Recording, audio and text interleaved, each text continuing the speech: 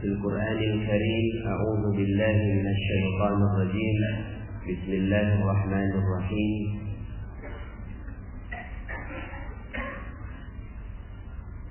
إنما أمره إذا أراد شيئا أن يقول له كن فيكون.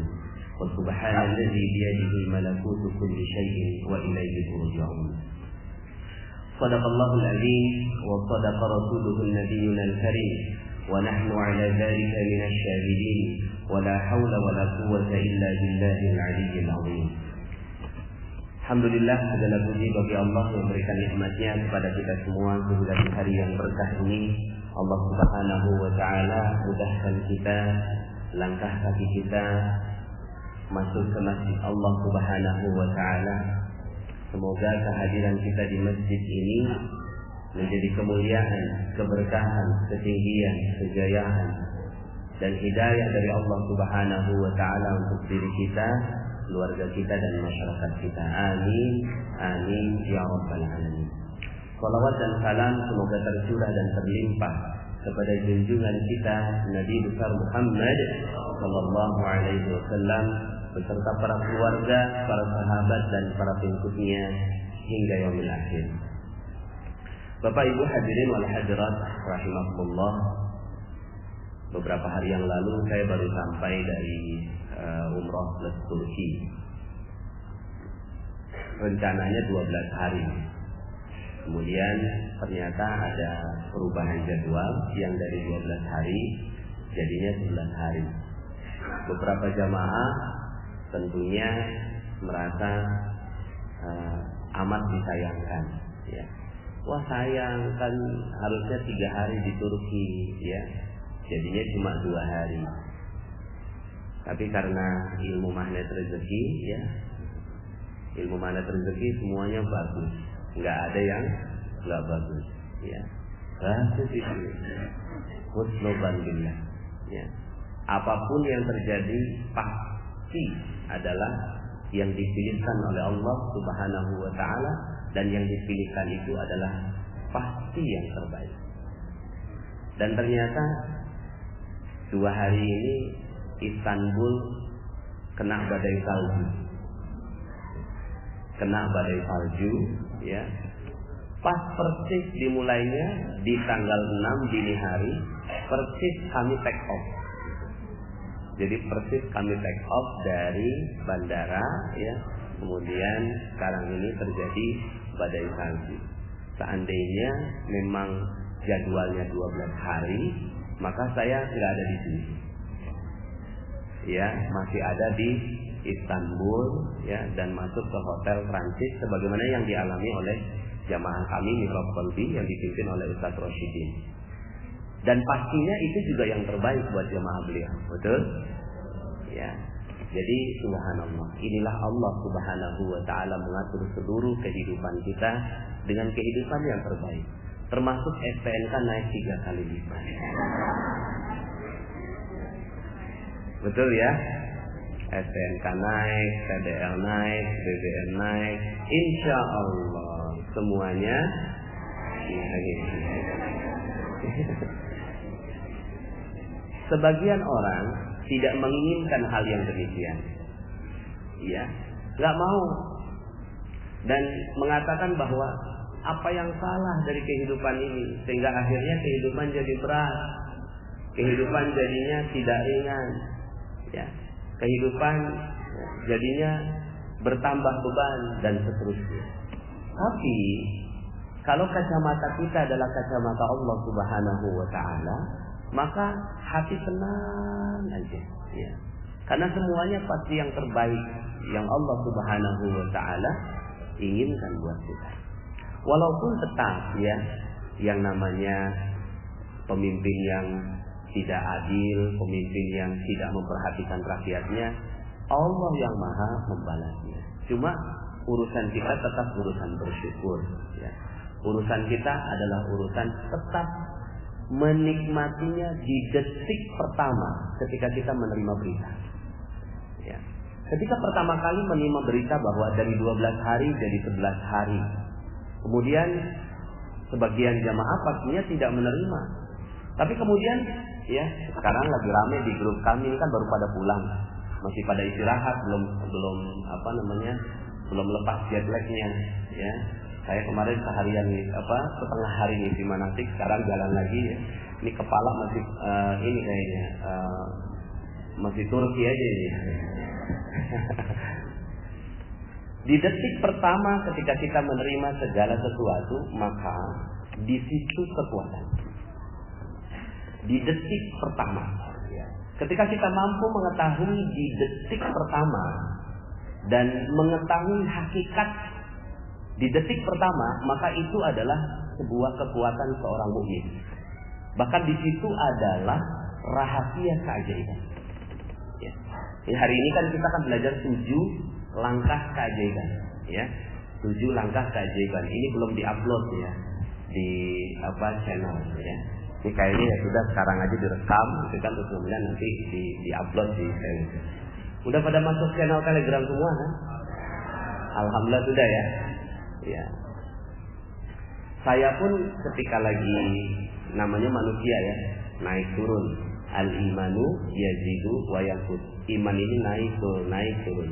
Kalau bahasa saya, kalau dalam seminar atau training, itu dia seperti kilometer.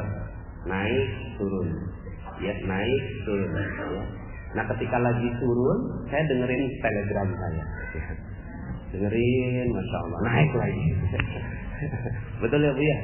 Lagi ngepel, lagi nyapu, lagi masak, biasanya ibu-ibu laporannya gitu ya. Nah, Bapak Ibu yang dirahmati Allah, suatu ketika ada seorang sahabat wanita yang beliau ini kehilangan suaminya. Beliau kehilangan suaminya, meninggal dunia, dikuburkan. Ketika dikuburkan, kemudian ya yang menguburkan bersama dengan mereka adalah Rasulullah Shallallahu Alaihi Wasallam. Ya. Kemudian udah selesai, semuanya pada pulang. Ini wanita masih nangis di depan pusara suaminya. Rasulullah lewat, ya. Kemudian Rasulullah bilang gini, singkat, ya.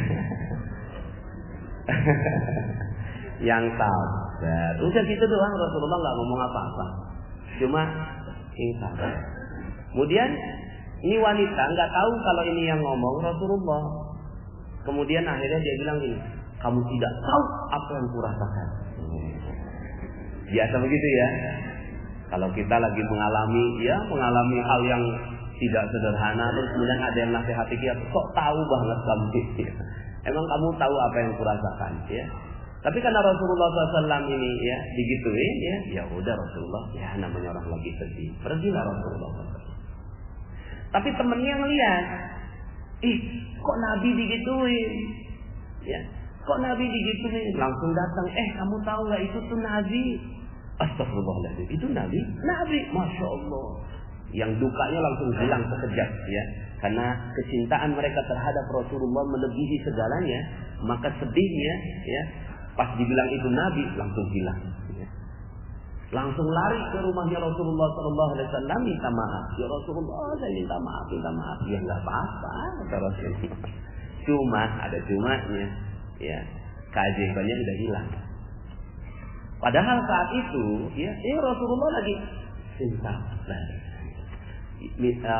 Yang kabar. Itu kan lisannya Rasulullah. Lisan Rasulullah kalau diterima, ya. Pas misalnya kalau dia tahu lah itu dari Rasulullah SAW yang sabar, kemudian diterima dengan baik, di situ ada keajaiban. Cuma dia nggak terima, ya kamu tidak tahu apa yang kurasakan. Ketika ditolak seperti ini, maka keajaiban yang besar langsung hilang. Ya. Keajaiban yang besar itu langsung hilang karena dia tolak. Nah pas dia tolak begitu, ya sudah nggak ada keajaiban. Ya. Makanya kata Rasulullah SAW setelah itu mengatakan as-sabru inda sosmatil ula. Sabar itu ditumbuhkan pertama. Ya, yang namanya sabar itu ya bukan ditumbuhkan pertama, bukan ditumbuhkan keberapa kesekian, tapi ditumbuhkan pertama ketika kita terjadi berita handphone hilang. Ya. Pas handphone hilang, aduh, gimana nih? Panik ya.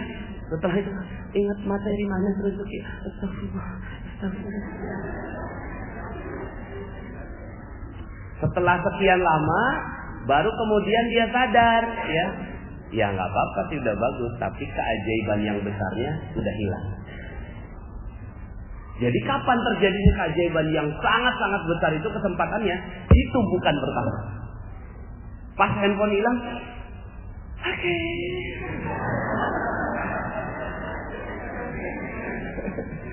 Ya. Di detik pertama itu dia siap menerima, ya, keputusan dari Allah Subhanahu wa taala.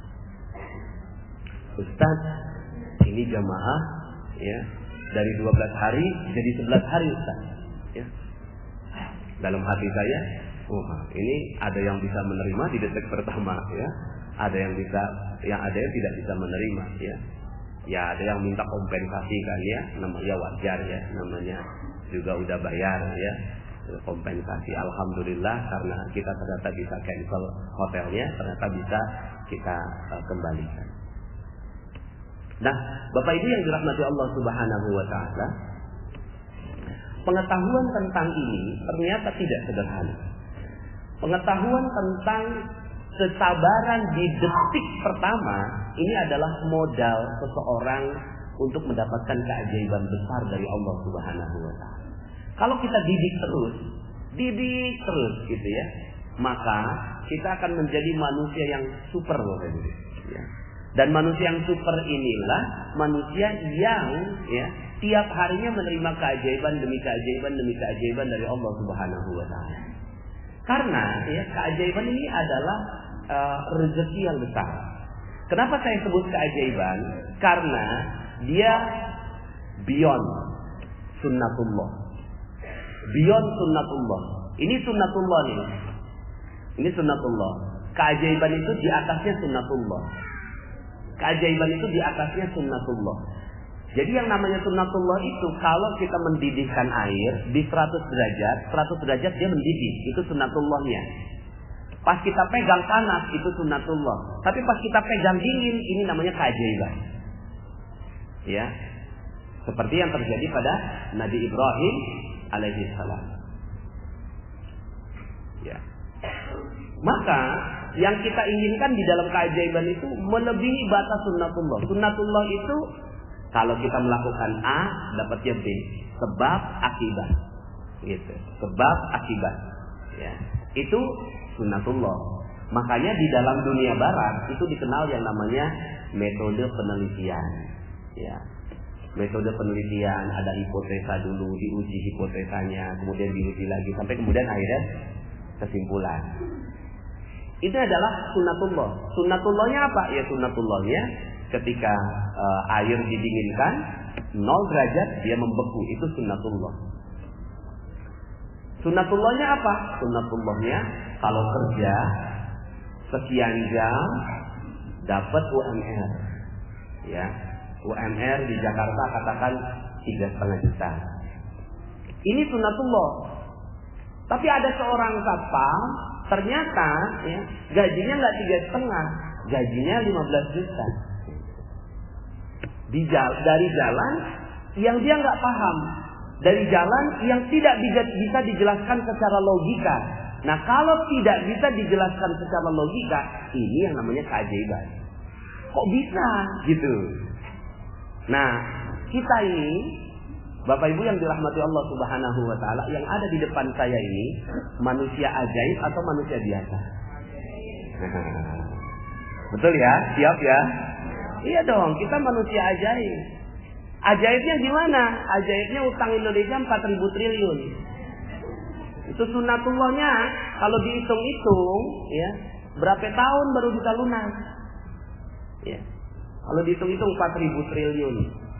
Masyarakat Indonesia udah ada yang hitung dah tuh ya. Sampai anak 3 generasi itu belum lunas, Bapak Ibu. Apalagi ditambah terus. Kalau mau pakai logika, nggak akan pernah lunas. Apalagi pakai ilmu ekonomi sekarang yang dikuasai oleh Menteri Keuangan, Bapak Ibu. Ya. Maka kita pengen 3 tahun lunas, betul ya? 3 tahun lunas, kalau bisa malah lunas hutang seketika. Seperti judul audio yang di Telegram. Lunas utang seketika, kita nggak punya utang kok. Kalau Allah mau, makanya di dalam ilmu Islam itu Allah nggak bicara tentang ilmu sunnatullah. Baca Al-Quran Bapak Ibu. Sepanjang kita membaca Al-Quran, Allah selalu menjelaskannya keajaiban demi keajaiban demi keajaiban demi keajaiban. Supaya apa?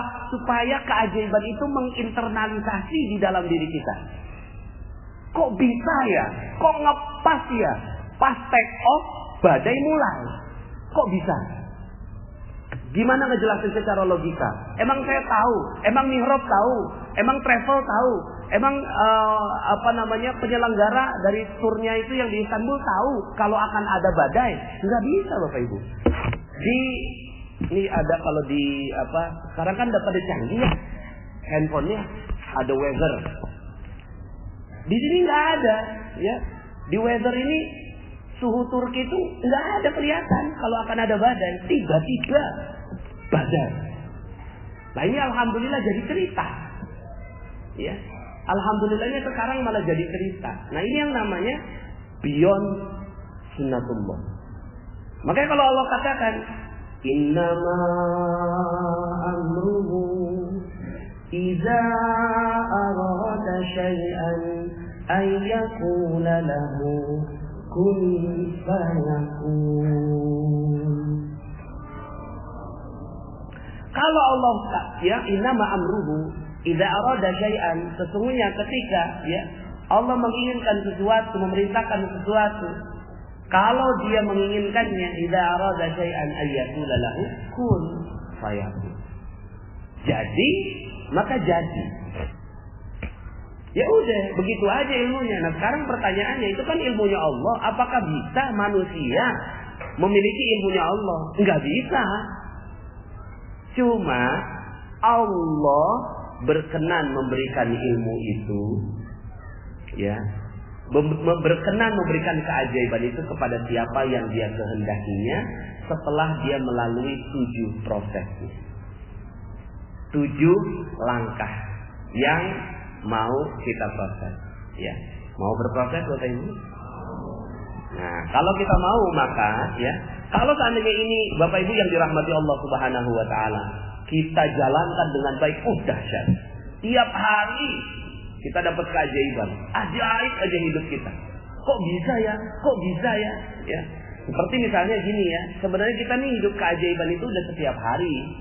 Sampai sekarang nggak pernah tuh dipelajari secara. Coba Bapak Ibu cari ilmu barat yang menerangkan tentang keajaiban. Nggak ada Bapak Ibu. Ya. Palingan akhirnya mereka mulai meraba-raba. Ada ilmu law of attraction, gitu ya. Hukum tarik menarik. Ya. Tapi ya sederhana sekali. Ya. Karena Islam ini lebih dahsyat. Nah, Bapak Ibu yang dirahmati Allah Subhanahu wa taala, ya. Maka ketika kita ingin hidup kita penuh keajaiban, maka ada 7 langkahnya. Ya. Ada 7 langkah yang membuat kita akhirnya hidupnya penuh keajaiban demi keajaiban dan keajaiban. Kalau udah ajaib, utang udah pasti lunas. Amin. Betul ya? Orang kalau yang hidupnya ajaib, utang udah pasti lunas, piutang udah pasti kebayar, proyek udah pasti jalan, ya. Dan ini nanti saya akan jelaskan dalam materi dalam 92.500 ya. Rizqul Akbar. Saya simpen dulu ya. Tentang perbandingan rezeki. Nah, cuma kita kan ingin sekali agar kita ini bisa selamat dalam kehidupan kita. Kita selamat kehidupan kita dunia dan akhirat. Nah, ini ada 7 langkahnya, ya. Tapi sebelum saya cerita tentang 7 langkah ini, saya ingin berkaca kepada satu cerita. Cerita ini udah sering sekali saya sampaikan. Sampai kalau ada yang teman-teman mihrab nih kayak Ustaz Dadang, Ustaz Yahya nih kayaknya Ustaz Ali, saya sampaikan ceritanya udah bosen. Itulah lagi yang diceritain sama Ustaz. Sebenarnya ceritanya ya menurut saya sih dahsyat ya. dan di luar batas logika, gimana bisa dijelaskan secara logika? Udah nggak bisa, ya. Nggak bisa dijelaskan secara logika. Nah, cuma akhirnya dari kisah itu tahapan 7 langkahnya clear. Saya melihatnya, loh, ini 7 langkahnya clear sekali nih, ya. Nah, kita bisa belajar dari kisah ini. Dan ternyata semua yang memiliki langkah keajaiban itu semua langkahnya persis sama, 7 langkah ini, ya. Ini kisah tentang seorang nenek. Kalau dalam materinya channel Telegram itu ada di materi detox rezeki. Ini nenek setiap harinya minta-minta, setiap hari minta-minta. Ya, saking profesional dalam meminta-minta, dia tahu lokasi basah dan lokasi kering dalam meminta-minta. Lokasi basah ternyata bukan hanya di perempatan, tapi ya kalau ada ustadz ceramah tentang sedekah, itu basah. Gimana nggak basah ya? Jamaah lagi didoktrin agar bersedekah, lah dia jadi alat praktikumnya. Akhirnya ya dia datang ke pengajiannya Ustadz Yusuf Mansur. Ya udah, Ustadz Yusuf Mansur kan ngomonginnya sedekah terus. Ya. Akhirnya Bapak Ibu dia datang ke TPI dulu. Setiap hari Selasa, Rabu, subuh lagi, ya. Itu nggak gampang pengajian subuh itu. Tapi dia datang Bapak Ibu, ya. Selasa, Rabu di TPI. Datang dia. Tapi bukan buat ngaji, buat minta-minta. Ya udah panen, ya. Semua jamaah lagi didoktrin, dia sebagai alat praktikum. Akhirnya ketahuan sama jamaah. Pas ketahuan dipanggil sama Ustadz Yusuf Mansur. Nenek datang pengen minta-minta. Enggak Ustadz, jangan bohong. Semua orang pada laporan kayak gitu. Enggak Ustadz. Gini aja deh. Kalau besok nenek datang pengen minta-minta, saya usir ya. Tapi kalau besok datang pengen ngaji, silakan dah. Siap Ustadz. Akhirnya tuh si nenek besoknya datang lagi. Cuma ya udah berubah niat. Yang tadinya mau minta-minta, sekarang ngaji. Dan dia akhirnya ngaji tuh. Ngaji. Sampai satu hari. Ada Ustadz Yusuf Mansur, ada tuh si nenek, ada saya. Nah si nenek ini ngoceh aja depan Ustadz Yusuf Mansur, gitu ya. Nggak tahu orang yang diocehin orang sibuk. Ya. Kemudian kata Ustadz Yusuf Mansur, udah nih, gak usah banyak ngomong, gue mau kasih duit. Yang tadinya dia ngoceh, gue mau kasih duit. Langsung dia. Ya. 250.000, tapi bukan buat nenek semua. 190.000 bagiin ke orang lain sebagai sedekah. 60.000 buat nenek sebagai ongkos bagiin sedekah. Paham? Enggak paham Ustaz. Mungkin dijelasnya kecepatan dan dia shock. Mau dikasih uang. Karena kan selama dia ngaji, dia nggak dapat penghasilan toh dari majelis itu, gitu ya. Tahu-tahu Ustaz mau ngaji 250.000 aja ini. Shock dia. Ya. Akhirnya karena dia paham, enggak paham Ustaz. Ngomong ke saya Ustadz Yusuf Mansur, nah terusin nah, gue banyak urusan. Siap Ustaz. Mungkin tadi dijelasinnya terlalu cepat. Akhirnya saya jelasin pelan-pelan. Ustadz Yusuf Mansur mau ngasih duit 250.000, betul kan Ustaz? Gak ada Ustaz. Loh kan katanya dia yang mau ngasih. Kan katanya saya mau ngasih duit 250.000. Lah kan saya tagih dong. Ustaz, saya udah jelasin 250.000. Gak ada Ustaznya. Akhirnya saya mengerti sendiri Bapak Ibu sebagai murid ya. Oh maksudnya ini terusin bukan cuma terusin jelasin. Terusin kasihin duitnya gitu ya. Saya dijebak tapi dijebak yang baik gitu ya.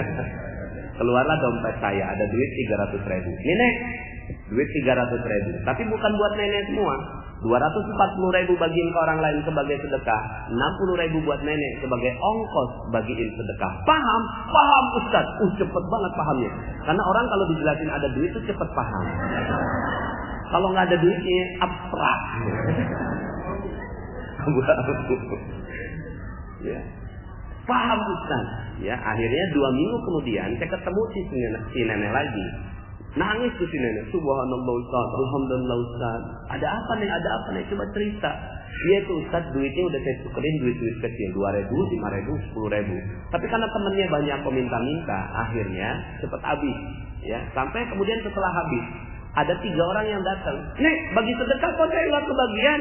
Ya, udah habis, jangan bohong dong Nek. Ya, akhirnya karena didesak gitu, ya keluarlah bagian dia. Bagian dia berapa? Apal banget urusan duit mah.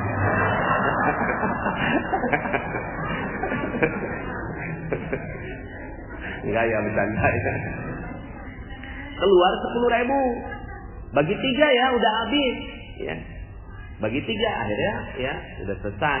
Pagi harinya dia melakukan seperti itu. Malam harinya lewat depan sebuah rumah. Namanya Ibu Hajah Maryam. Ya, dipanggil ke si nenek. Nek, sini nek. Ada apa Bu Haji? Enggak tahu nih. Beberapa bulan ini, lihat kalimatnya. Beberapa bulan ini saya terus keingetan nenek. Alhamdulillah tadi pagi saya udah daftarin nenek pergi umroh. Alhamdulillah. 10.000 pergi umroh. Di Mihrab Qalbi itu cuma uang parkir. Ya, 10.000. Tapi ini subhanallah, sekarang pertanyaannya Bapak Ibu, ini masuk logika atau masuk keajaiban?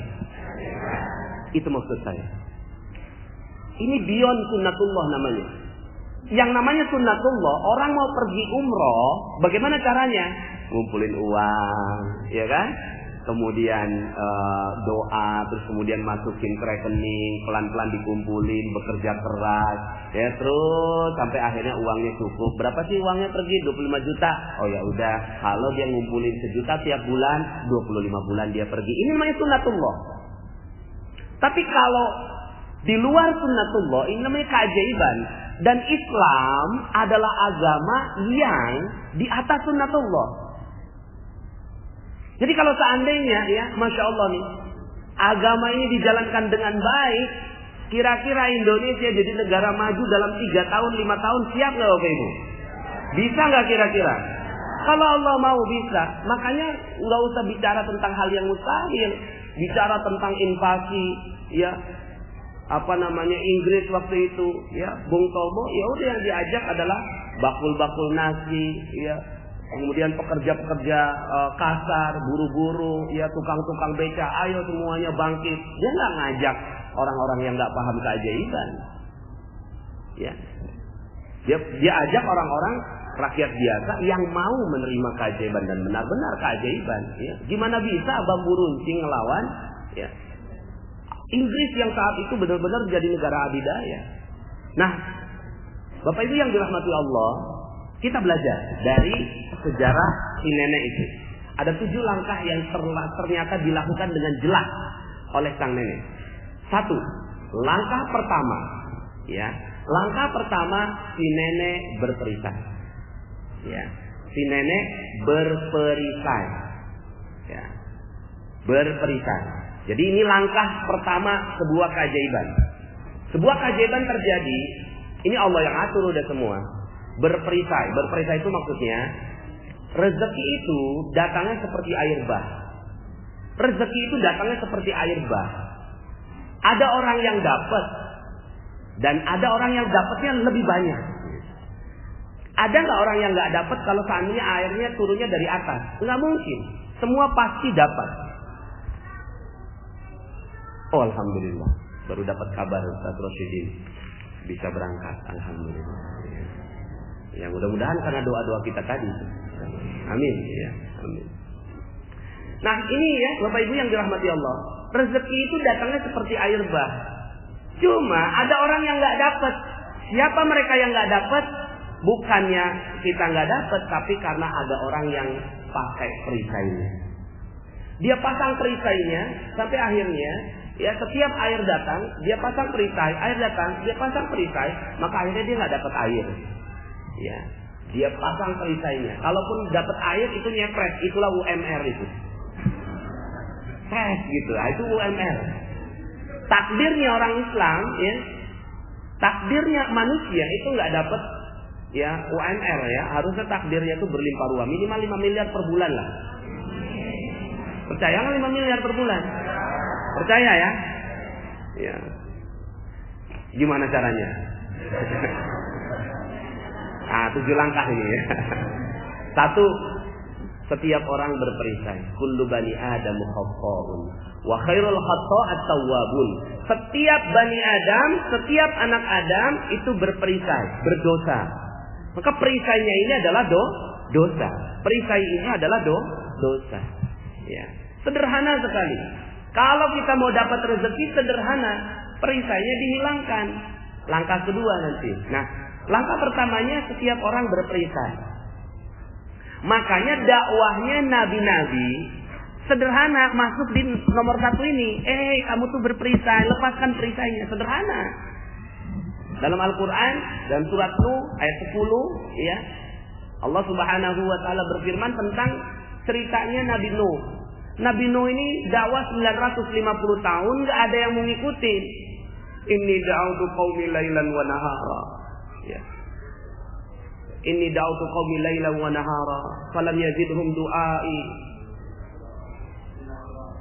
illa firara. فَقُلْتُ اسْتَغْفِرُوا رَبَّكُمْ إِنَّهُ كَانَ غَفَّارًا يُرْسِلِ السَّمَاءَ عَلَيْكُمْ مِدْرَارًا وَيُمْدِدْكُمْ بِأَمْوَالٍ وَبَنِينَ وَيَجْعَلْ لَكُمْ جَنَّاتٍ وَيَجْعَلْ لَكُمْ أَنْهَارًا مَا لَكُمْ لَا تَرْجُونَ لِلَّهِ وَقَارًا وَقَدْ خَلَقَكُمْ أَطْوَارًا.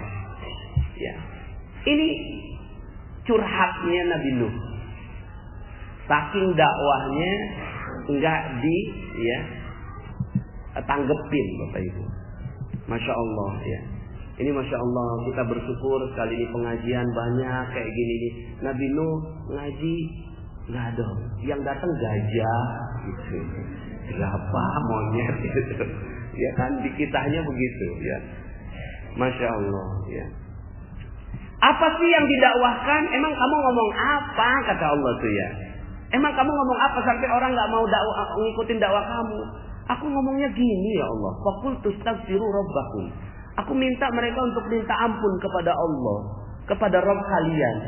Innahu kana ghaffara. Sesungguhnya Allah Maha Pengampun. Kalau udah kayak gitu terus kamu janjiin apa, kata Allah?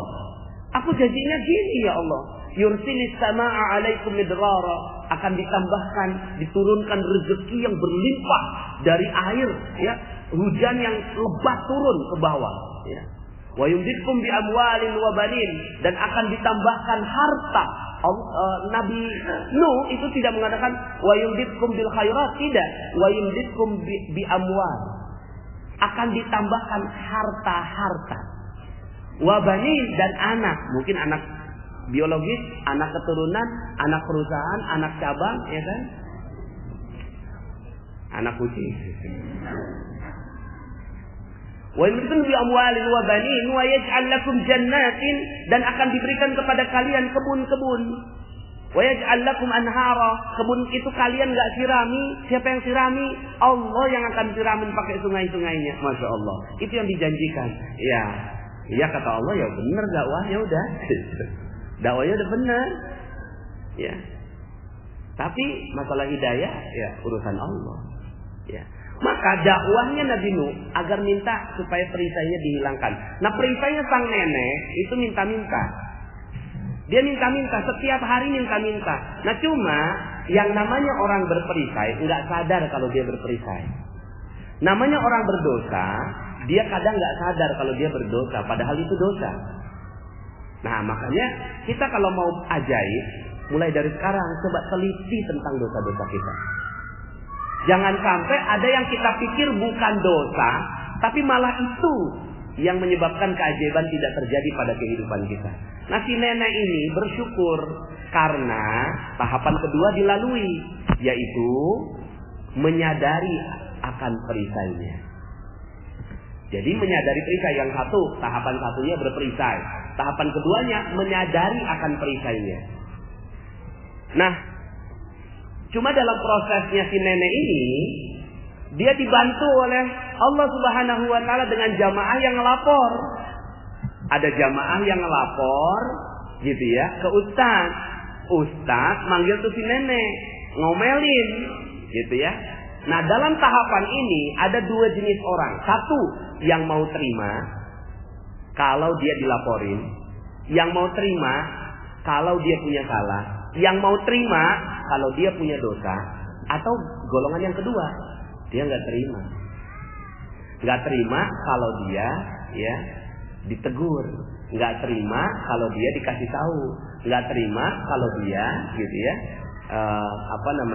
berbuat dosa. Lah ini yang namanya ya cover bahasa Inggris. Cover. Kalau ada buku ya, lah ini kalau ada tisu, lah ini covernya. Tahu cover ya? Cover. Penutupnya. Ya kafir kalau bahasa Arabnya. Jadi sudah jadi bahasa Inggris. Cover itu apa? Tertutupi. Nah, orang-orang yang tertutupi akhirnya baru langkah kedua aja udah nggak dapat keajaiban. Dia nggak mau terima. Tapi sang nenek ini alhamdulillah mau terima. Jadi kalau seandainya nih ibarat flow chart gitu ya. Tahapan pertama berperisai. Yang kedua ditegur sama orang lain dan dia mau menerima perisainya, maka dia lanjut yang ketiga. Kalau nggak mau menerima, turun ke bawah lagi. Ya. Yang satu lagi berperisai. Baru kalau dia ini masih ada di 1 dan 2, maka dia nggak akan pernah dapat keajaiban yang di level 7. Ya 1, 2, 1, 2, 1, 2, nggak naik-naik. Ya. Ustaz, kapan keajaiban saya? Lah, ente udah sadar belum? Gitu ya. Kalau udah sadar, maka dia baru akan naik.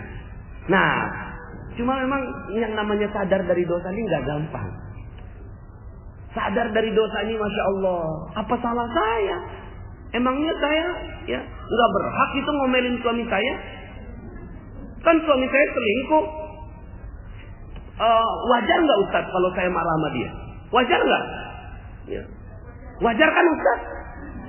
Jadi saya dipaksa untuk mengatakan wajar. Ya. Coba kalau Ustaz jadi saya, kira-kira wajar nggak kalau tanya Ustaz memarahi? Gitu. Ya wajar sih. Tapi mau ajaib lah hidupnya. Mau ajaib lah hidupnya. Mau sih Ustaz. Akhirnya memang jalan keajaiban ini bukan jalan yang wajar. Bukan jalan yang biasa. Tapi jalan yang tidak biasa. Luar biasa. Maka pada saat itu Bapak Ibu yang dirahmati Allah Subhanahu wa taala, ini yang disebut sebagai jalan taubat. Dan di langkah yang kedua ini banyak orang yang tidak berhasil. Banyak yang nggak berhasil. Ya. Abu Jahal, Abu Lahab. Ya.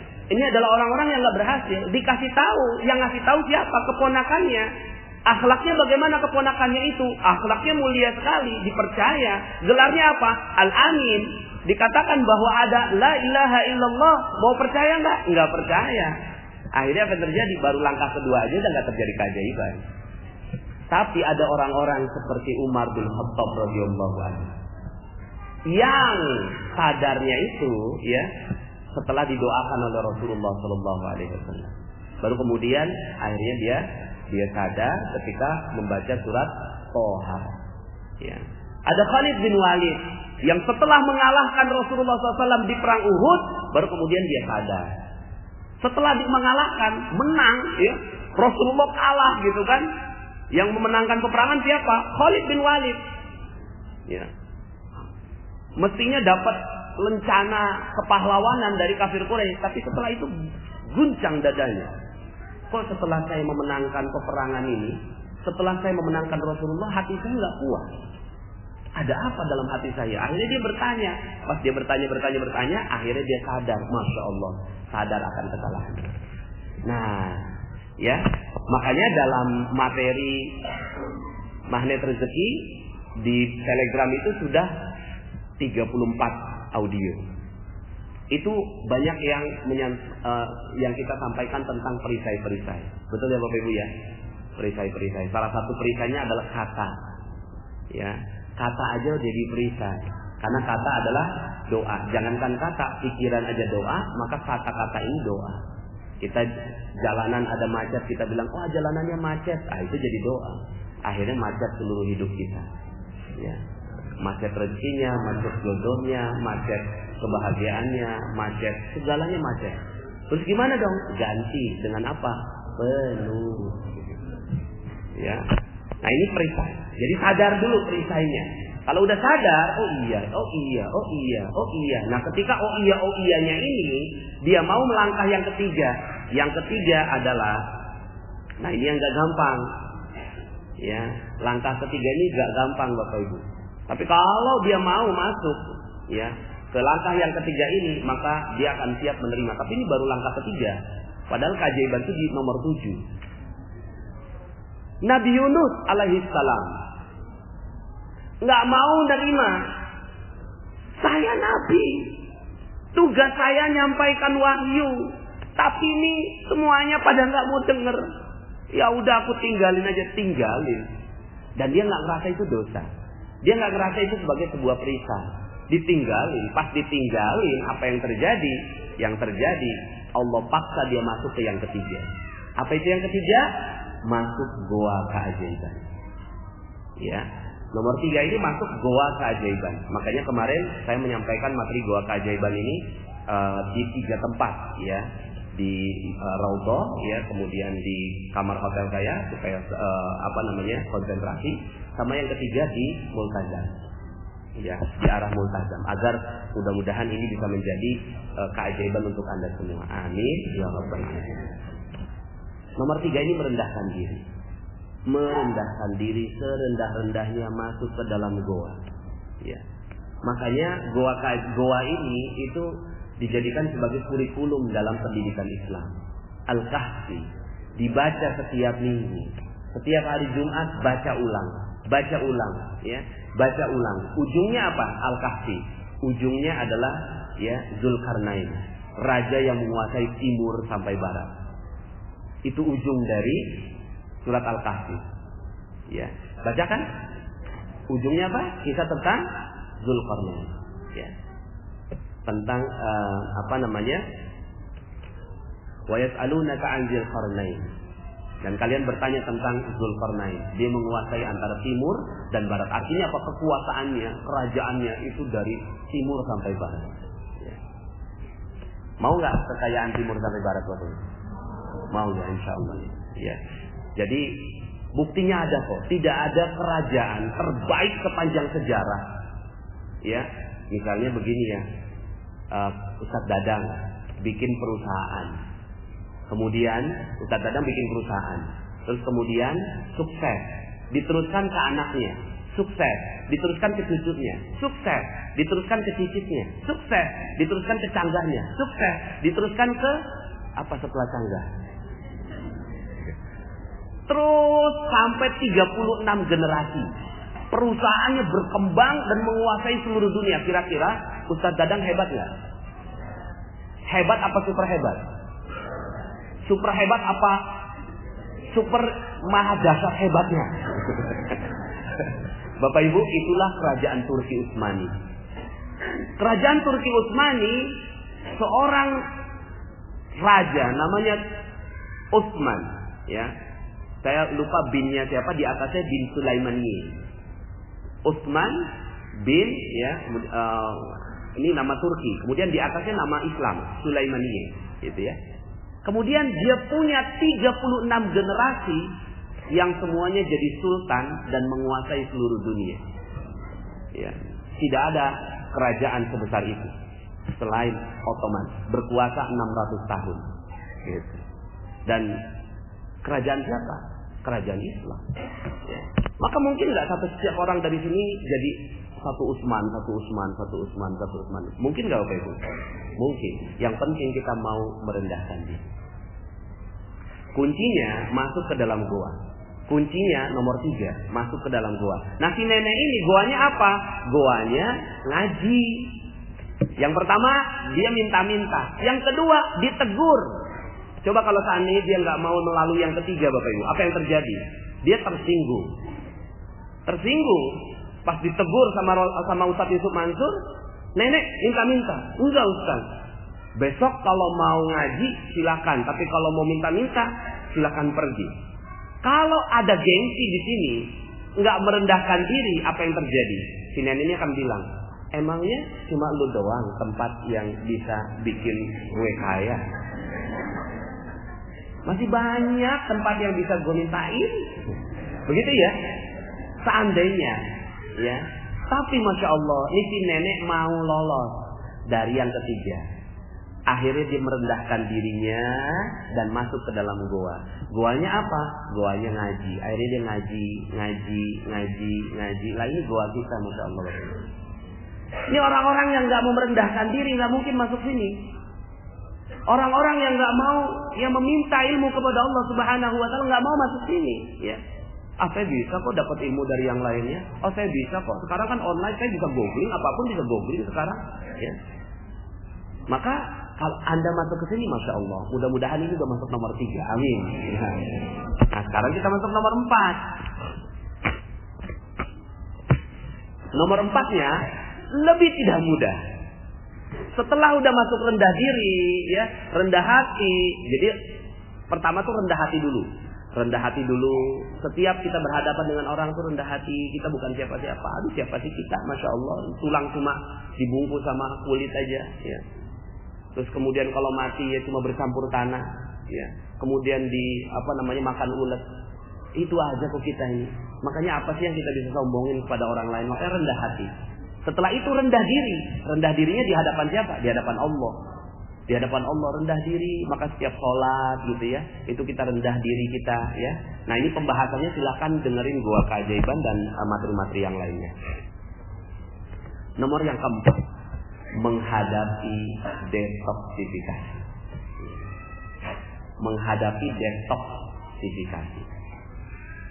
Si nenek itu apa iya setelah dia ngaji terus kemudian merasa nyaman Bapak Ibu? Enggak. Gimana nyaman? Rezekinya hilang. Rezekinya hilang pada saat itu. Yang biasanya dia dapat katakanlah ratusan ribu dari pengajian itu, tiba-tiba karena dia mau menuruti ustaz, ya, dia duduk di sana ngaji, ya, pedih itu pasti. Betul nggak? Jadi bukan dikata ringan, ya. Jangan dikata ringan, pedih itu. Ya Allah, ngeliatin orang, aduh. Itu sebenarnya tuh ya, mungkin bisa lah dia 50.000. Yang ini 20.000 kayaknya. Tapi dia nggak bisa minta. Ya. Nah, kita sama semuanya. Ketika kita mengalami hal yang mungkin kita punya banyak utang, si utang nggak kebayar, proyek nggak berjalan dengan baik, kemudian kok ya hidup nggak harmonis, suami istri, keluarga, ya, bermasalah dengan tetangga, ya, terus kemudian pekerjaan kita nggak selesai-selesai, dipecat dari perusahaan. Coba lihat, mungkin ada perisai kita. Setelah itu, ya, minta ampun kepada Allah, sadari perisainya. Yang ketiga, masuk ke dalam goa, terus aja masuk dalam goa aja terus, ya. Lalu setelah itu di dalam goa, ya, apakah langsung selesai? Tidak, ya. Di dalam goa itu nggak dapat rezeki. Siap nggak dapat rezeki? Halo? Siap ya? Detoksifikasi. Ya, detoksifikasi. Ya. Tapi sebenarnya proses detoksifikasi ini adalah proses yang bagus. Ya, makanya saya paling suka memang dalam materi Magnet Rezeki ini Paradox of Candy, itu yang paling saya suka. Ya. Paradox of Candy ini adalah keanehan kita bersikap terhadap bungkus permen atau permennya. Kalau saya punya, ya mungkin ada yang belum dengar. Kalau ada saya punya di kantong celana saya permen, kantong celana nih ya. Pas saya udah agak lengket-lengket gitu pas keluar, loh kok nggak ada bungkusnya? Ya. Saya kasih, ada yang mau terima? Nggak mau terima. Ya. Padahal saya ikhlas loh. Ya. Tapi saya pas ngelihat ke kiri, ya, ngerogoh ke kantong kiri, loh kok masih ada? Dan masih ada bungkusnya. Pas saya buka, loh masih ada bungkusnya nih, ya. Ada yang mau nggak? Kira-kira mau? Permen masih ada bungkusnya? Mau. Pas makan di depan saya, persis di depan saya, bungkusnya diapain? Dibuang. Saya tersinggung lah. Saya sebagai pembeli permen tersinggung dong, ya. Kan tadi saya kasih, ya, tanpa bungkus. Anda tinggal lep aja, nggak usah pakai capek-capek ngebuka bungkusnya. Ya. Tapi pas saya kasihin bungkusnya dibuang juga. Sebenarnya Anda maunya apa sih? Sebenarnya yang kita mau rezeki, yang kita mau isi, yang mau kita mau ini air, Bapak Ibu.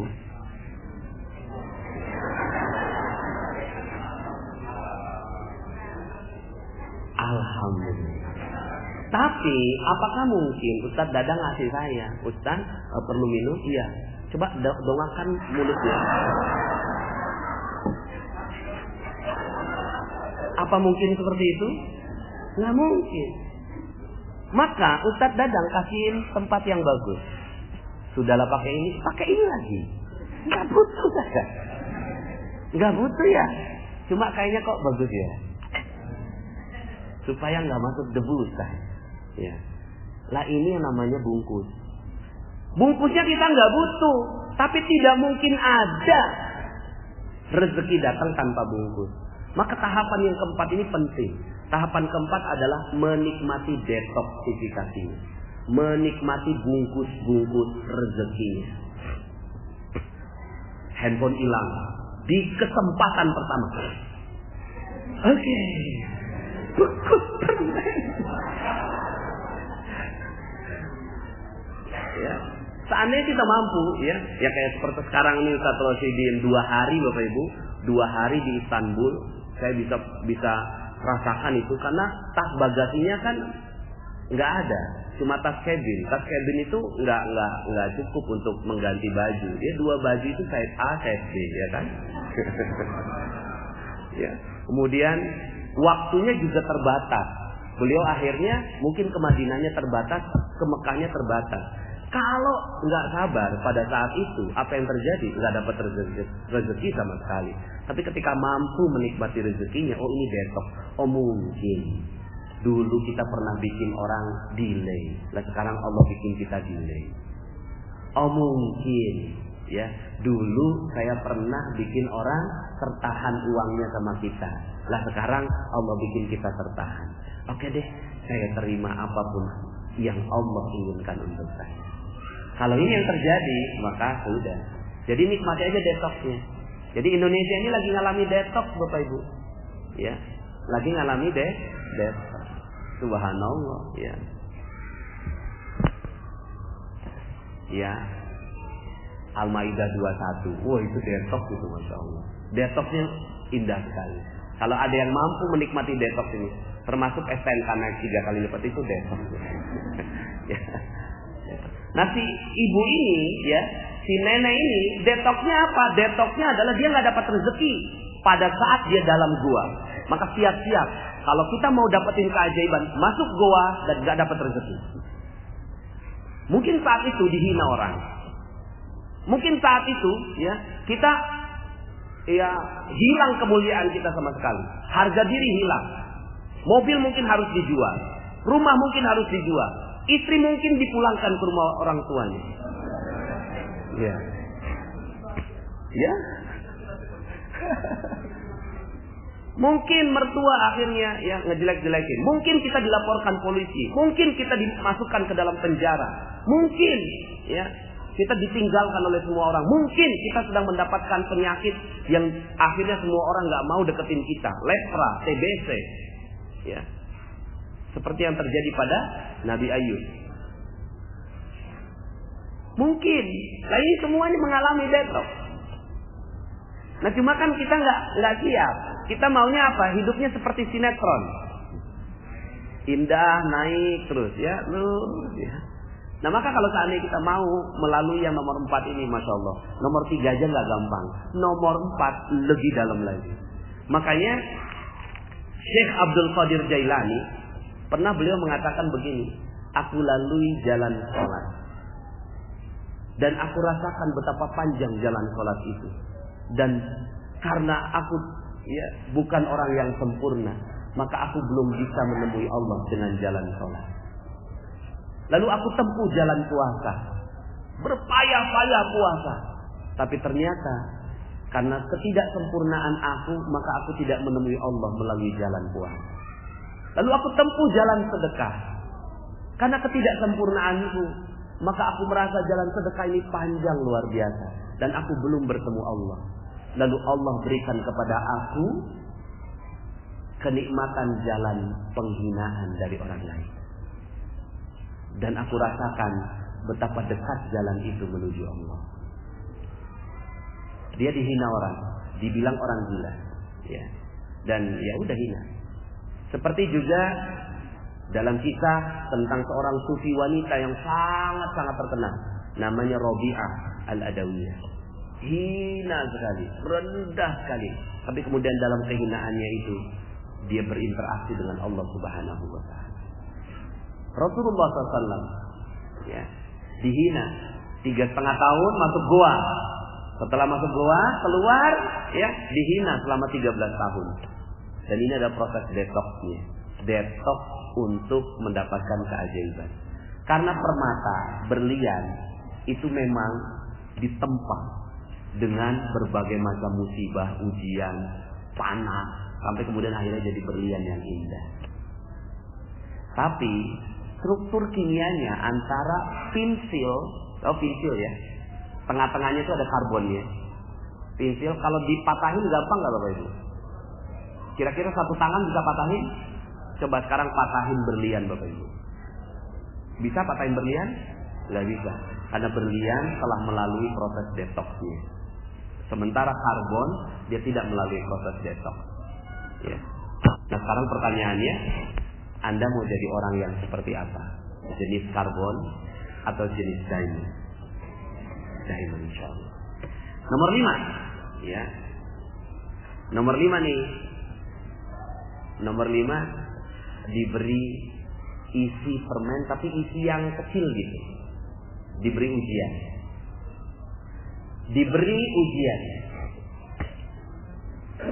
Diberi ujian.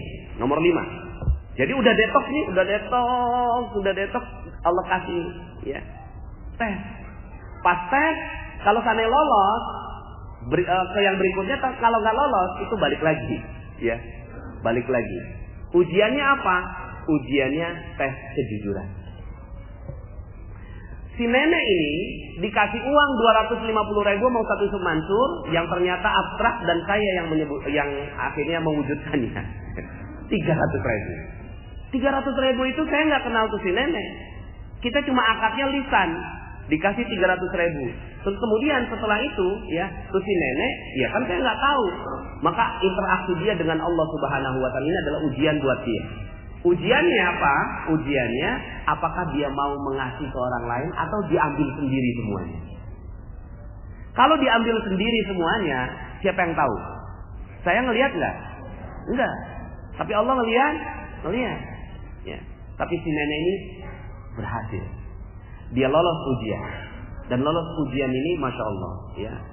Orang yang tadinya berharap banget, setiap hari mungkin dia dapat 50.000. Terus kemudian kompensasi, ya 10 kali ikut pengajian 50.000 dikali 10, 500.000. Nah Ustaz kasih 300.000. Ya udah sekalian aja buat saya semua, ini kan bagian saya. Ya hitungannya kan bagian saya 500.000. Tapi karena dia amanah, nah ini amanah. Jadi amanah. Maka Bapak Ibu nanti Allah akan kasih ujian pelan-pelan. Ada ujian kecil yang kita mampu untuk jujur seluruhnya. Jujurnya itu 100%.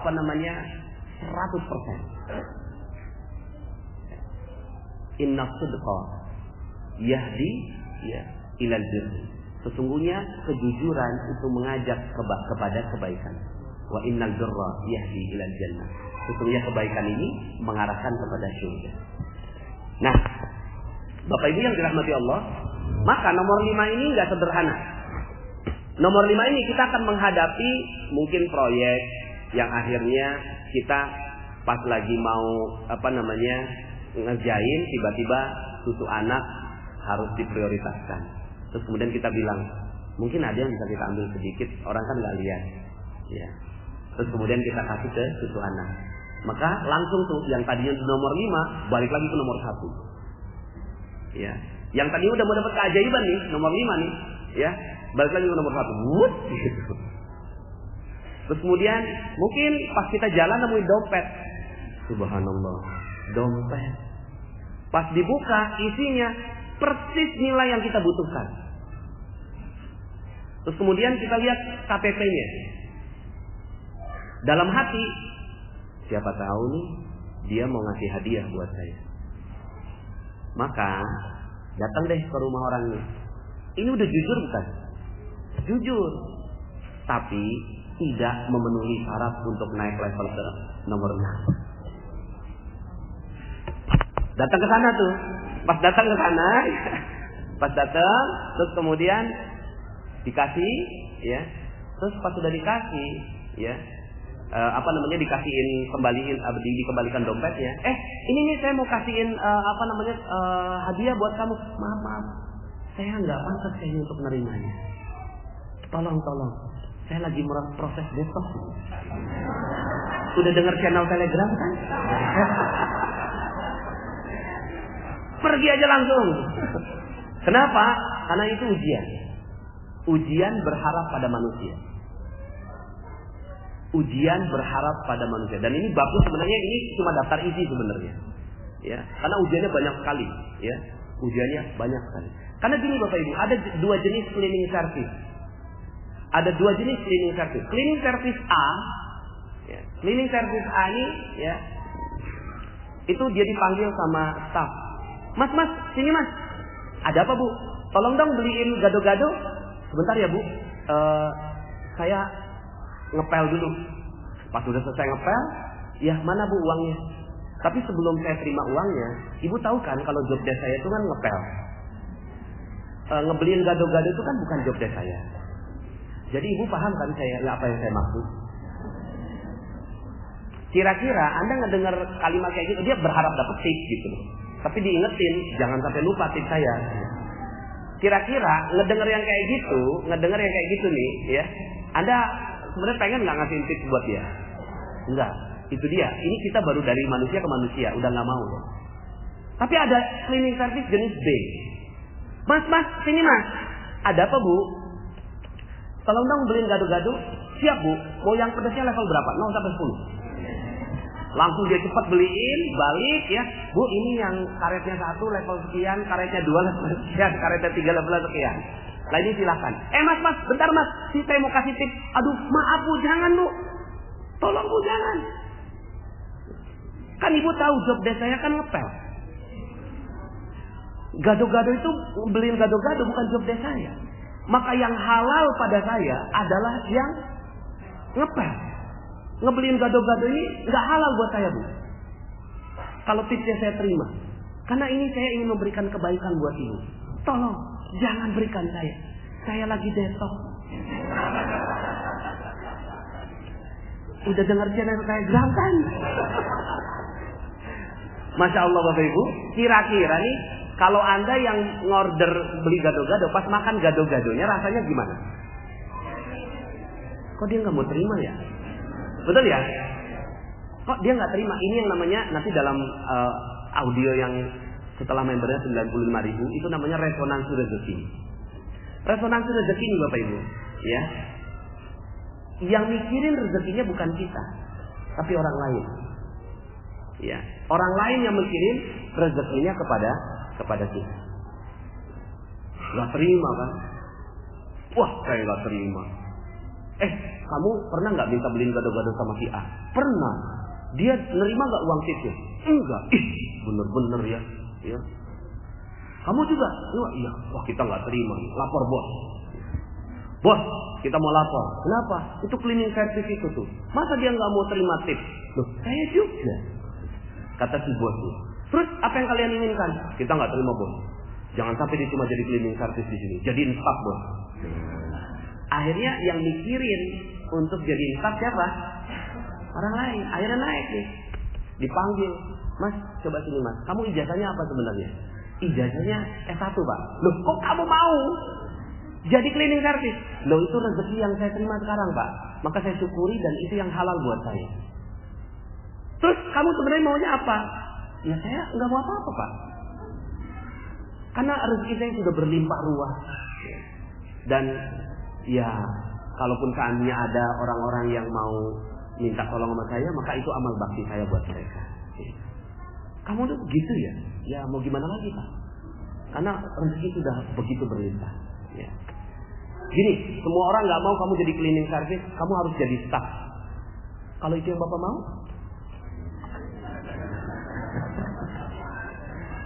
Akhirnya ini naik lagi, dan ini bukan kisah rekaan Bapak Ibu.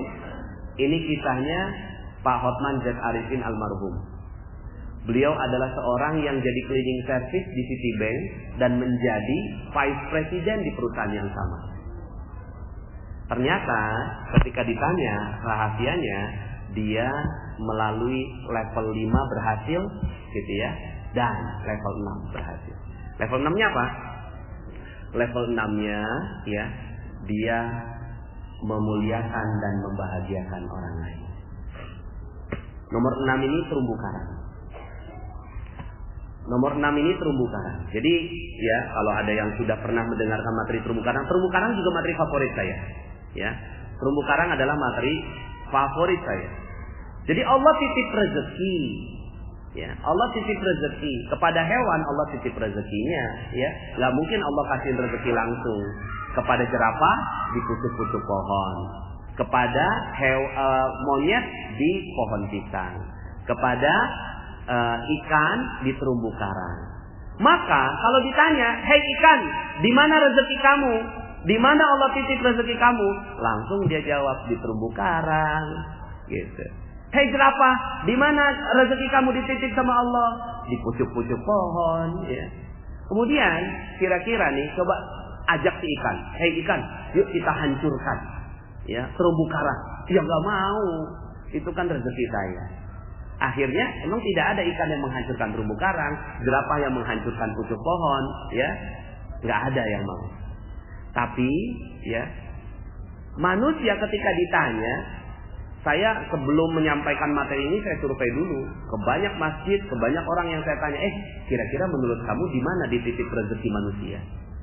Nggak ada yang bisa jawab loh. Di mana dititip rezeki manusia? Nggak ada yang bisa jawab.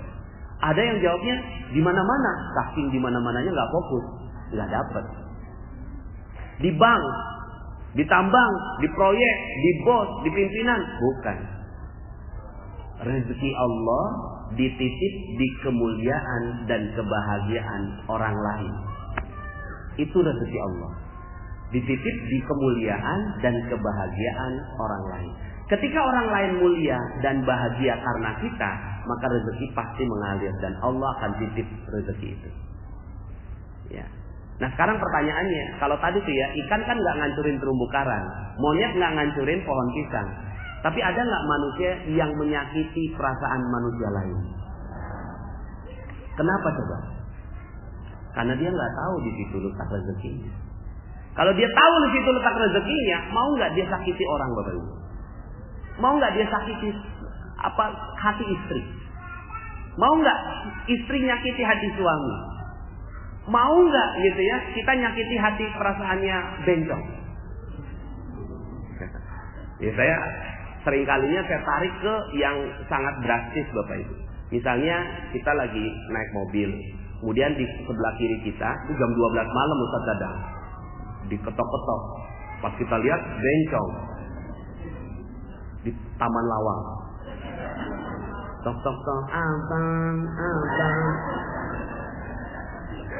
Kira-kira di kepala kita, ya, kita ngomongnya gimana? Ya, ahli neraka, kaumnya Nabi Lut. Ya. Itu lagi merah tuh lampunya. Ya Allah, cepetan ke hijau. Itu langsung habis rezekinya. Bisa nggak kalau seandainya pas kita ngelihat si bencong ini kita muliakan dan bahagiakan dia, ya? Udahlah nggak ngorder, ya kan? Nggak negor, ya kan? Ini ngancurin dengan doa yang nggak baik di kepala kita. Bisa nggak kita muliakan dan bahagiakan dia? Gimana caranya muliakan dan bahagiakan bencong? Ya Allah, segerakan ya Allah, dia menemukan jalan taubatnya. Aku doakan agar dia segera mendapatkan jalan taubat sebelum dia meninggal dunia. Ya Allah, muliakan dia, rahmati dia, berkahi dia, jayakan dia, berikan rezeki yang halal barokah selain dari apa yang sekarang dia lakukan. Ini sambil megangnya kencang Bapak Ibu itu petirnya. Ya. Pas hijau, gitu. Ya. Tapi selamat itu ya. Nah, nomor 6 ini Bapak Ibu adalah ujian terhadap manusia. Jadi yang nomor 5 ujian kejujuran, nomor 6 ujian manusia. Ada kalanya ketika kita lagi mau dapetin keajaiban, itu ada orang-orang yang datang pada kita, nyebelin, terus kemudian kita sakiti hatinya. Maka nomor 6 turun lagi, gitu. Turun, jatuh lagi, gitu ya, turun. Ya. Nah, keajaiban itu terjadi di nomor 7. Keajaiban itu terjadi di nomor 7. Jadi setelah kita udah ngakui perisai kita, ya. Jadi kita berperisai, ngakui perisai kita, ya. Kemudian mengalami, ya, merendahkan diri, masuk ke dalam goa, menghadapi detoksnya, dan kita nikmati detoks itu dengan baik, ya. Hilang handphone, ya kita bilang alhamdulillah, terima kasih ya Allah, sebentar lagi istrinya datang, gitu ya. Rumah kebakaran, alhamdulillah, ya. Anak meninggal dunia, ya. Kita sering kalinya ngomongnya innalillah, tapi innalillahnya intonasinya yang tidak tepat. Padahal innalillah itu dibaca sama dengan alhamdulillah. Sama. Jiwanya sama dengan alhamdulillah. Anak meninggal dunia, alhamdulillah. Cuma bacanya innalillah. Gitu. Ya. Kalau sekarang kan anak meninggal dunia, innalillah. Ya. Seakan-akan nggak terima. Ada jeruk nipisnya. Ya. Kalau ada jeruk nipis ya. Tapi kalau innalillah wa inna ilaihi raji'un, sawat gitu loh. Ya, namanya juga udah meninggal dunia. Mau gimana lagi, nggak bisa dikembalikan. Ya. Nah, Bapak Ibu yang dirahmati Allah, maka nomor 7, puncak keajaiban itu terjadi. Kun fayakun Allah terjadi. Cuma yang namanya kun fayakun itu nggak usah ditungguin. Setelah kita melalui yang nomor 6 tuh, ya Allah, saya kan udah melalui yang nomor 6. Mana nih keajaiban? Keajaiban itu ya ujuk-ujuk gitu loh. Tiba-tiba datangnya, dilalah tiba-tiba ada langsung datang, tring gitu loh, ya.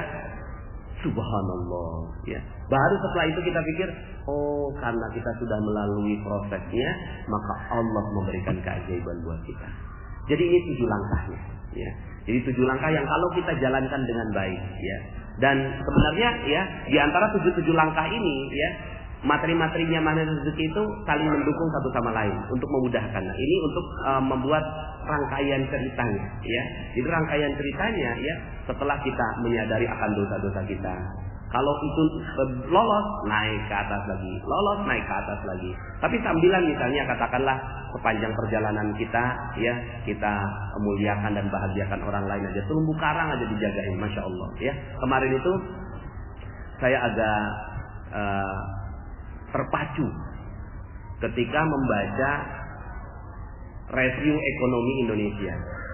Kemudian dikatakan ketika ditanya kepada Pak Yusuf Kalla, bagaimana ekonomi Indonesia tahun 2017? Pak Yusuf Kalla jawabnya gini, Bapak Ibu. Satu-satunya yang pasti di tahun 2017, satu-satunya yang pasti adalah ketidakpastian. Itu jawaban Pak Yusuf Kalla. Coba browsing Bapak Ibu, ya. Review ekonomi 2017 ketidakpastian Yusuf Kalla. Itu pasti keluar itu beritanya Bapak Ibu, ya. Loh, saya dalam hati saya terpacu malah jadi akhirnya. Masya Allah, wakil presiden kita, pemimpin kita jawabnya begitu. Padahal kalau seandainya kita tahu ilmu magnet rezeki, jawabannya sederhana. Bagaimana ekonomi tahun 2017? Dahsyat! Luar biasa. Coba saya tanya balik ke wartawannya. Menurut kamu berapa orang jumlah orang Indonesia? 300 juta orang. Lah, kalau 300 juta orang ini saling memuliakan dan membahagiakan satu sama lain. Ya, saling memuliakan dan membahagiakan satu. Udahlah, fokus saja bahagiakan orang lain, bahagiakan orang lain. Wong rezeki dititip kemuliaan kebahagiaan orang lain. Menurut kamu tahun 2017 akan jadi hari yang apa? Tahun yang bagaimana? Tahun yang sukses, Pak Yusuf Kalla. Nah itu, makanya dahsyat kan? Ya. Kalau saya yang menghayal, saya yang ditanya sama wartawan. Amin ya Rabbal alamin. Nah Bapak Ibu yang dirahmati Allah, sebelum kita tanya kepada ekonomi Indonesia, tanya ekonomi kita sekarang. Pertanyaannya, bagaimana ekonomi kita di tahun 2017? Udah tahu ilmunya, ya. Bahagia. Uang bangkrut aja bagus. Kan bungkus permen, ya kan? Ya, suami diambil orang.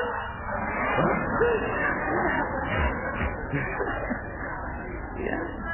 Istri diambil orang bagus, ya. Dan seterusnya, semuanya bungkus permen kok. Hal-hal yang gak enak di seluruh kehidupan kita cuma bungkus permen, di baliknya ada isinya. Yang penting kita melalui prosesnya dengan baik, ya sudah. Ya bismillah, insya Allah. Maka ujung dari semua kisah-kisah para sahabat itu pasti happy ending, Bapak Ibu. Happy ending semuanya. Nabi Yusuf setelah masuk gua happy ending jadi raja.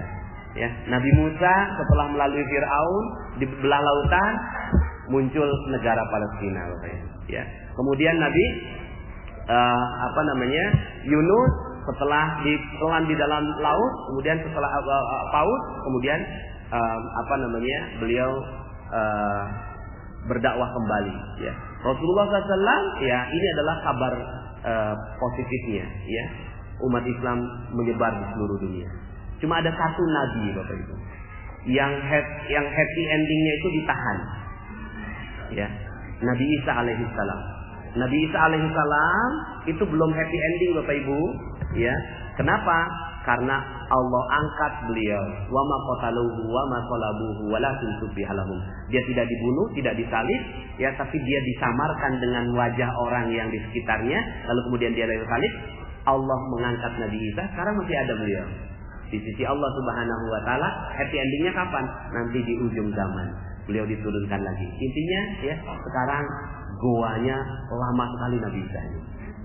Goa keajaiban yang nanti keajaibannya memang dahsyat sekali di ujungnya. Ya sudah, bismillah, happy ending sebagaimana hidupnya Bapak Ibu semua yang happy ending. Amin ya rabbal alamin. Baik, mungkin ada waktu kurang lebih 10 menit, ya. Kalau ada yang ingin ditanyakan, falyatafadhal mashkuran.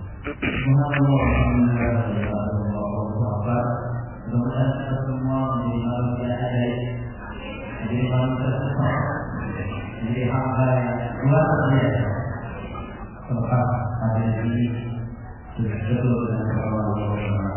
Apa yang kita sampai dengan pertanyaan dan pertanyaan dari ibu pertanyaan dan membantu.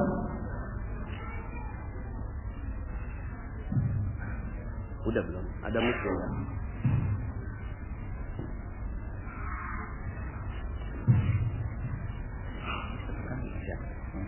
Pakai apa dulu?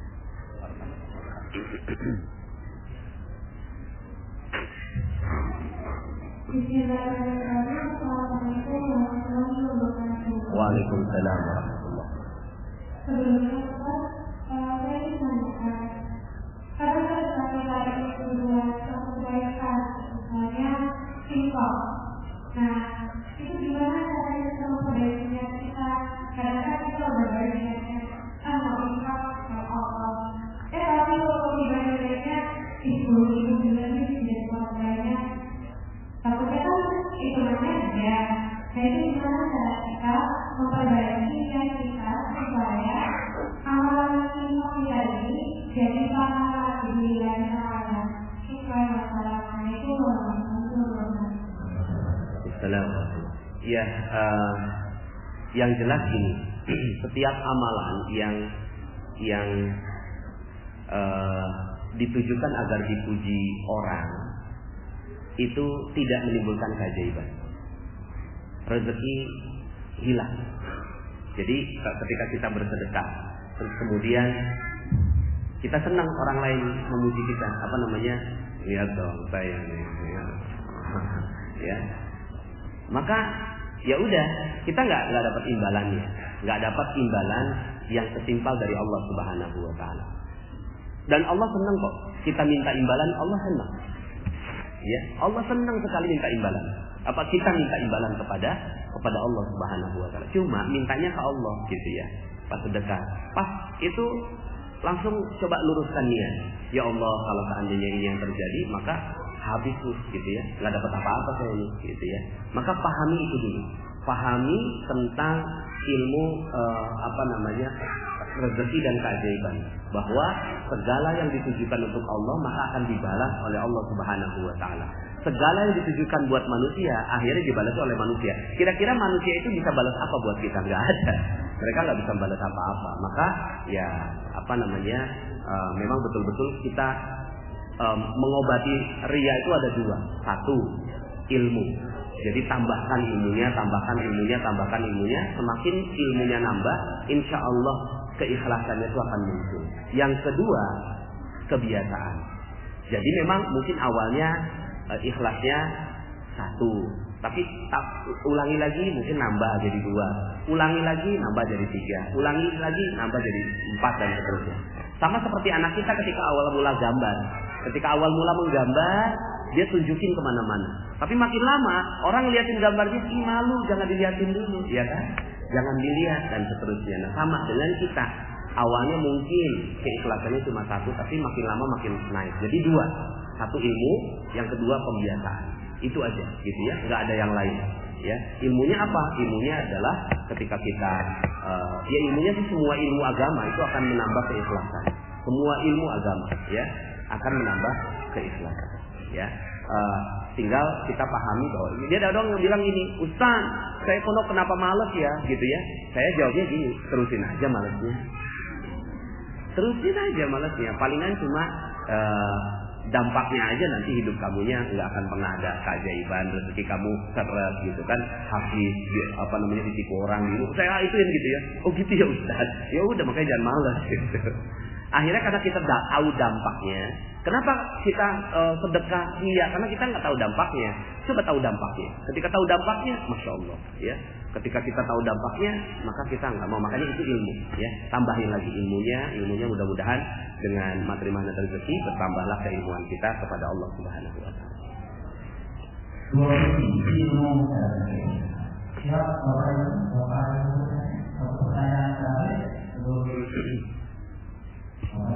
Bapak nggak ada kayaknya ya.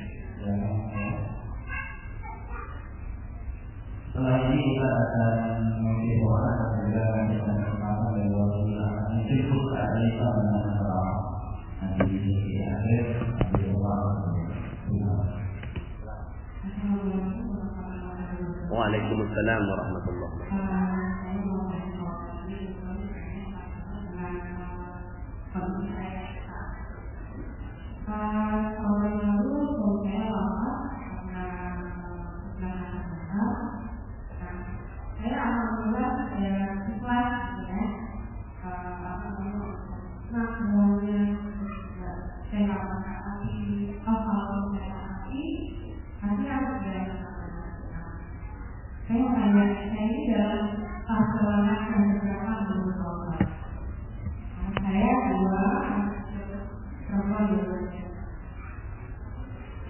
Ya, baik. Pastinya yang mengetahui ibu udah di langkah seberapa adalah ibu sendiri dengan Allah. Ya, yang jelas apapun kejadiannya, ya. Anak umur berapa sekarang? 7 tahun. Ya. Yang pasti, apa sisi positif yang kita bisa lihat? Sisi positifnya adalah anak ibu adalah anak yang dekat dengan Rasulullah SAW. Itu yang paling dekat. Kenapa? Anak yatim ini mulia sekali. Anak yatim ini salah satu sumber rezeki. Rezeki kan sekali lagi ya bukan cuma uang, ya. Tapi ya rezeki ini masya Allah ya, rezeki ini salah satu rezeki terbesar, makanya rizqul akbar itu surga, itu rizqul akbar. Ya. Nah anak ini dekat sama Rasulullah SAW. Ya. Maka salah satu sisi positifnya, karena yang namanya mati, namanya meninggal dunia, ya, kullu nafsin dha'iqatul maut. Setiap yang berjiwa pasti merasakan mati, dan tergantung kematiannya, ya, kita nggak tahu, ya, karena apa, sebab apa. Nah, sisi positif yang kita bisa lihat adalah jagain anak ini sampai mereka besar. Anda jagain, ya. Tergantung Anda menjaganya sendiri atau kalau ada jodoh lain, ya. Maka Allah berikan yang terbaik buat Anda, ya. Yang jelas anaknya, fokusnya ke anaknya. Anaknya ini jagain. Lihat tatap mata mereka setiap malam dan bersyukur kepada Allah. Ya Allah subhanallah, saya dititipin anak yatim, ya. Dititipin anak yatim, maka ya Allah ya Rahman, ya. Sebagaimana nabimu, Rasulmu adalah yatim, maka muliakan kami karena kami ini menjaga anak yatim, ya. Nah, kalau itu yang terjadi, ya, maka ya itu sudah masuk di nomor 3, nomor 4, ya kan? Nomor 3, nomor 4, nomor 5 juga diberi ujian, ya. Nah, kalau ya nomor 6-nya adalah Anda menikmati dan memuliakan mereka. Fokus saja muliakan mereka, fokus memuliakan, bahagiakan mereka, ya. Ini adalah amal soleh yang Allah Subhanahu Wa Taala titipkan untuk Anda. Setiap orang punya amal soleh berbeda-beda. Nah, Anda beruntung sekali karena dititipi anak yang yatim ya dan jaga ya. Mudah-mudahan Allah Subhanahu wa taala rahmati Anda semua. Nah, setelah itu ya udah, enggak usah terlalu ya keajaiban itu ya ujuk-ujuk aja ya. Tiba-tiba aja ya. Saya yakin kalau memang Anda bersyukur menikmati ujiannya, menikmati hidup ini dengan ikhlas, benar-benar ikhlas tanpa ada jeruk nipis gitu ya. Itu pasti keajaibannya berlimpah ruah pada Anda ya, insyaallah. Baik, terima kasih Bapak Ibu karena sudah 5 menit lagi menuju zuhur ya. Boleh nggak kita Asmaul Husna? Ada Asmaul Husna nggak? Ustaz Ali, ada Asmaul Husna. Kita baca Asmaul Husna ya di akhir dari kajian kita ya. Nah, selama masa Asmaul Husna ini ada beberapa petugas kami yang mengedarkan kotak infak atau sorban sedekah ya. Silakan yang mau bersedekah ya, dipersilakan.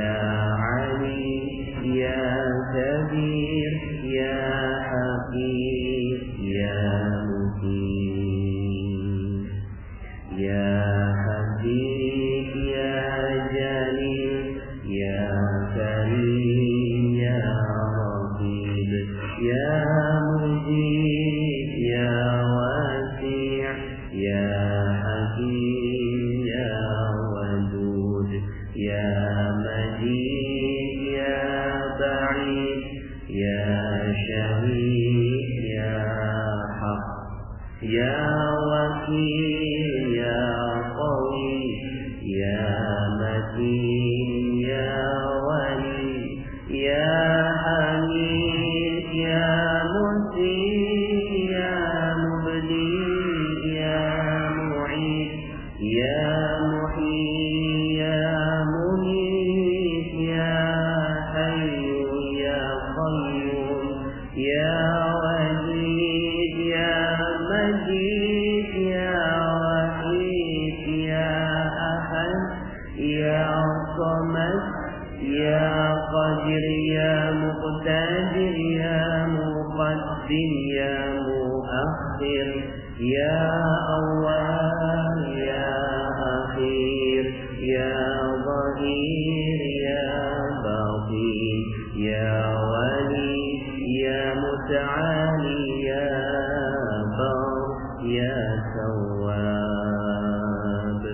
يا منتقم يا عفو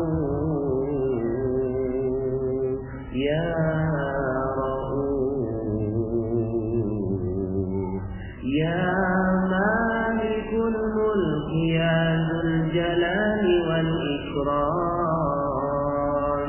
يا مطيع يا جميع يا غني يا مغني يا مانع يا ضار يا نفيع يا نور يا هدي يا بديع يا بقي يا واهي يا رشيد يا صبور يا الله يا الله يا الله يا الله يا الله يا الله يا الله يا الله يا الله يا الله يا الله يا الله يا الله يا الله يا الله يا الله يا الله يا الله. أعوذ بالله من الشيطان الرجيم. بسم الله الرحمن الرحيم. الحمد لله رب العالمين حمدا ناعما حمدا شاكرا حمدا يوافي نعمه ويكافئ مزيدا. يا ربنا لك الحمد ولك الشكر كما ينبغي لجلال وجهك وعظيم سلطانك. اللهم صل وسلم على نبينا محمد وعلى آله وصحبه أجمعين. اللهم اغفر للمسلمين والمسلمات والمؤمنين والمؤمنات الأحياء منهم والأموات إنك سميع قريب مجيب الدعوات ويا قاضي الحاجات ويا كافي المحمات. اللهم يا فارج الهم ويا كاشف الغم ويا مجيب دعوة المضطرين رحمنا الدنيا والآخرة ورحمهما أنت ترحمنا فارحمنا رحمة تغنينا بها الرحمة كمن سواك. يا الله يا رحمن يا رحيم يا رزاق يا فتاح يا عليم.